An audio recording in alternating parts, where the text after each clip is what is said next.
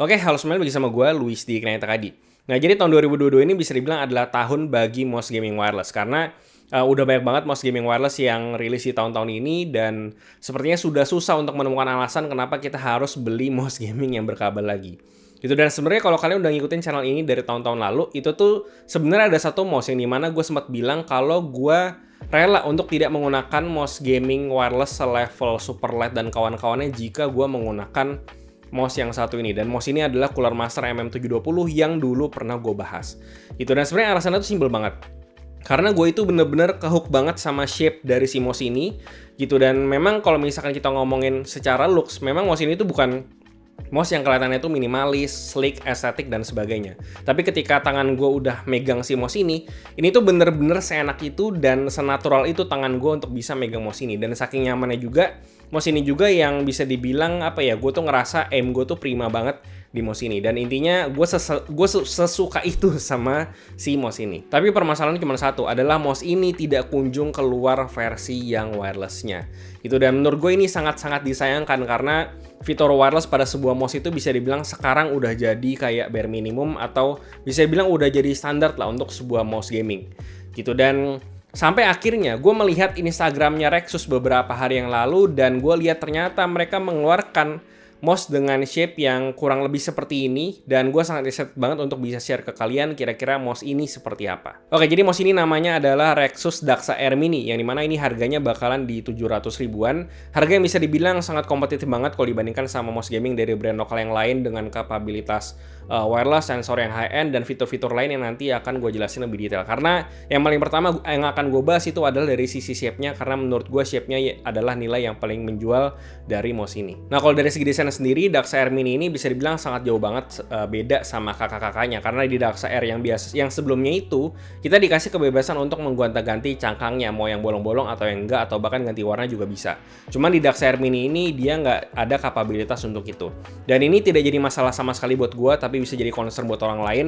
Dan karena ini adalah preferensi, jadi gue tidak menganggap masalah ini sebagai masalah yang besar. Gitu, dan selain itu di bagian scroll wheelnya seperti biasa ada RGB untuk DP indicator, dan ada logo Daxa yang nyala di bagian dalam cangkangnya yang nutupin bagian PCB-nya. Lanjut untuk shape-nya, dan seperti yang udah gue bilang sebelumnya, bahwa mouse ini bukan mouse yang punya desain ataupun shape yang bikin kalian nafsu kalau kalian lihat mouse gitu, karena dia nggak punya desain yang sleek, elegan, keren, dan sebagainya. Dan bahkan banyak yang bilang mouse ini tuh mirip sama kodok gitu. Cuma baik lagi, ini adalah mouse yang secara shape bikin gua rela untuk nggak pakai mouse gaming wireless high-end yang lainnya. Oke, yang pertama, mouse ini punya shape yang ergonomik. Jadi dia tuh punya kayak semacam curve di bagian bodi tengahnya yang bikin mouse ini kelihatan kayak mencong sebelah. Dan selain itu, curve-nya juga nggak agresif sama sekali. Dan dia juga punya kayak semacam pinky finger rest di bagian sebelah kanan untuk naruh si jari manis. Dan enaknya si pinky finger rest ini dia bentuknya nggak agresif, jadi tidak memaksa jari manis kita untuk lurus gitu. Dan justru malah di posisi yang natural banget, dan jadinya bener-bener nyaman. Dan kalian bisa lihat bahwa jari gue kelihatan natural banget waktu pas pegang si mouse ini. Selain itu, meskipun mouse ini punya shape yang ergonomik, tapi karena dia ceper, jadi mouse ini tidak memaksa kita untuk menggunakan palm grip. Dan untuk hand size gue di 18x10, gue bisa pakai mouse ini di claw grip maupun fingertip grip dengan sangat natural banget. Jadi mouse ini itu adalah tipikal mouse yang don't judge a book by its cover, karena memang mouse ini tidak didesain untuk terlihat keren, tapi justru didesain untuk bagaimana tangan kita bisa megang mouse secara natural. Dan itu yang gue suka banget dari mouse ini, karena buat apa mouse yang keren jika pakainya nggak enak. Dan dengan shape dan dimensi seperti ini, untuk rekomendasi hand size-nya cukup luas dari gue. Itu kalau kalian hand size-nya di bawah 20 cm, itu kalian bisa pakai di relax claw maupun di fingertip grip. Dan buat kalian yang pengen palm grip, itu baru bisanya mungkin lebih nyaman di 18 cm ke bawah, karena mouse ini juga dimensinya tergolong kecil. Dan secara build quality, meskipun mouse ini beratnya di 59 gram, beda sekitar 10 gram lebih berat dari versi wirednya MM720, tapi secara build quality ini tuh cukup mirip gitu. Dan bahkan di versi Daxa Air Mini ini dia nggak ada suara creaking sama sekali, jadi gue cukup impressed. Dan selain itu, secara finishing juga so far nggak ada yang tajam-tajam, dan overall sih gue cukup suka sama build quality-nya. Paling di sini finishingnya pun gue juga lebih suka sama si Daxa Air Mini ini, karena di MM720 itu dia kerasa agak minyakan kalau misalkan udah dipakai lumayan lama. Mouse fitnya seperti biasa di sini udah pakai bahan PTFE yang pinggirannya sudah rounded dan sudah smooth juga waktu gue pakai di Razer Strider sama di para kontrol itu. Dan selain itu kita juga ada dapat MOSFET menggantinya, ada dapat dongle extension, ada dapat kabel paracord Type-C, ada dapat port juga untuk nyimpen si mouse ini. Untuk switch di sini mereka pakai switch scale game 8 yang dimana secara rating seperti biasa di 80 juta klik, dan secara rating durability dia lebih tinggi daripada switch Omron yang biasa suka kita temuin. Gitu, dan selain itu click tension bodinya juga kerasa lebih ringan daripada yang ada di Pulsar X2. Dan selain itu di sini gue menemukan bahwa di body click yang sebelah kiri ini, kalau misalkan kita tekan agak lama dan agak bertenaga sedikit, dia tuh kerasa body clicknya kayak berasa feeling kayak telat gitu baliknya, atau telat naik gitulah bodinya gitu. Dan sebenarnya ini baru gue temuin pas waktu gue lagi main Valorant. Dan apakah ini mengganggu kalau misalkan ini cuma dipakai klik-klik biasa kayak lagi main Dota atau lagi browsing segala macam sih, ini nggak berasa sama sekali. Dan ini baru gue rasain kemarin pas lagi main Valorant, dan di kondisi yang kadang kan kita suka nge-spray, tapi nge-spraynya itu kan kadang di kondisi tertentu kita suka nggak nyantai gitu mencetnya. Dan di situ baru berasa. Dan meskipun memang ini bukan mengganggu yang sampai di level yang nggak bisa dipakai, nggak kayak gitu.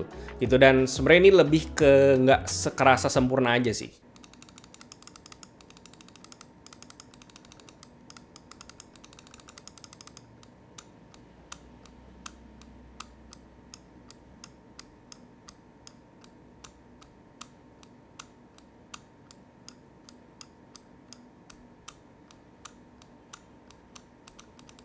Dan gue udah coba konfirmasi ke pihak Rexus, dan dari mereka sih bilang kalau misalkan kemungkinan ini kayaknya cuma problemnya di unit gue doang. Dan nanti mungkin soal ini akan gue follow up lagi di Discord gue, jadi kalian silahkan join aja di situ soal si klik ini, kalau misalkan mereka udah kirimin ke gue unit yang baru.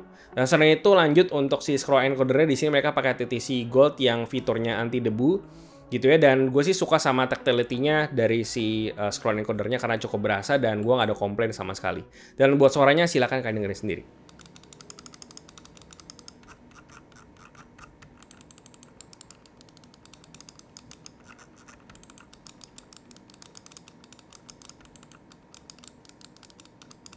Untuk switch on off ini ada beberapa mode, ada kondisi on dengan RGB mati, ada off, dan ada on dengan RGB-nya nyala. Dan selain itu untuk di software seperti biasa udah cukup generic, udah bisa ngeganti semua basic function kayak ganti polling rate, ganti DPI, ganti leave of distance, makro, sampai ke baterai percentage, semuanya udah ada di softwarenya. Dan berhubung mouse ini baru nyampe sekitar 1 atau 2 hari yang lalu, jadi gue belum bisa ngasih tau ke kalian kira-kira baterainya bisa tahan berapa lama.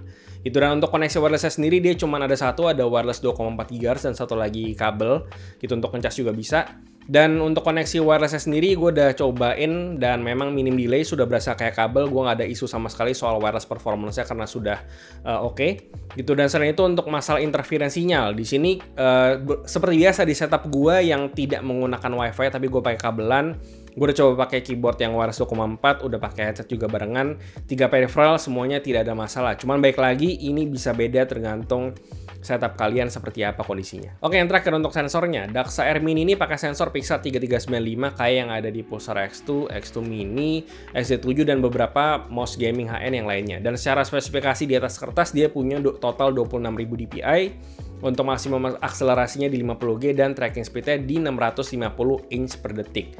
Dan seperti biasa soal sensor, ini sudah tidak penting lagi karena seperti yang udah gue bilang juga di review-review gue yang lalu, bahwa gue tidak yakin ada orang yang bisa bergerak secepat 650 inch per detik dengan mousepad yang panjangnya cuma 17 inci.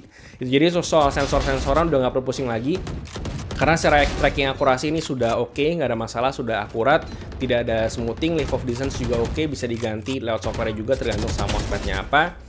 Dan overall untuk flick juga udah aman, karena seperti yang udah gue bilang tadi bahwa sensornya sudah secepat itu, jadi nggak usah dipusingin lagi. Dan overall soal performa nggak ada masalah sama sekali soal sensornya. Dan dengan berat yang masih di bawah 60 gram, handling gue enak banget dengan mouse ini, dan dengan shape yang seperti ini juga untuk micro adjustment kontrolnya juga jadi lebih enak. Oke, untuk simpulannya intinya sih di sini gue sangat senang banget karena akhirnya ada mouse yang shape seperti ini, akhirnya dibikin juga versi yang wirelessnya.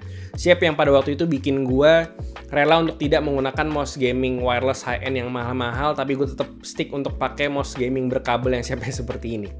Dan memang ya shape-nya ini menurut gue sangat fenomenal banget, dan termasuk salah satu mouse yang shape-nya itu sebenarnya bagus banget, tapi di sisi lain juga sangat underrated banget di dunia per mouse gamingan ini. Kalau secara fitur dan spek gue rasa nggak ada yang bisa gue komentarin, karena secara wireless performance sudah oke, sensornya juga udah high end, nggak ada yang bisa gue komentarin juga. Lalu untuk switch-nya juga sudah high-end, build quality-nya juga udah cukup standar. Dan paling soal isu yang klik kiri tadi, nanti paling akan balik lagi akan gue follow up nanti di Discord. Kalau ada update nanti akan gue update di sana. Gitu ya. Dan paling sisi minus yang sekaligus bisa jadi poin plus dari mouse ini tuh adalah dari sisi kapabilitas yang sebelumnya ada di DuxAir sebelumnya, tapi di sini nggak ada, yaitu adalah kapabilitas dia untuk gonta-ganti cangkang. Karena di sini kita jadinya nggak bisa ngecabut atau ngeganti cangkang yang tidak bolong-bolong, karena gue yakin tidak semua orang suka mouse-nya berdesain bolong-bolong kayak gini. Tapi di sisi lain juga bikin si mouse ini build quality-nya jadi lebih solid karena ya tidak ada part yang bisa dibuka-buka. Dan ya, gue rasa itu aja sih pembahasan gue soal Rexus DuxAir Mini ini. Seperti biasa, kasih tau gimana pendapat kalian di kolom komentar di bawah, like dan share jika bermanfaat, lalu follow semua sosial media kami di Facebook dan juga Instagram, join komunitas kami juga di Discord, dan jangan lupa untuk follow TikTok juga karena di sana kontennya berbeda sama di sini, dan yang terakhir jangan lupa untuk subscribe. Gue dari Kenekta Kadi, sampai jumpa di video berikutnya.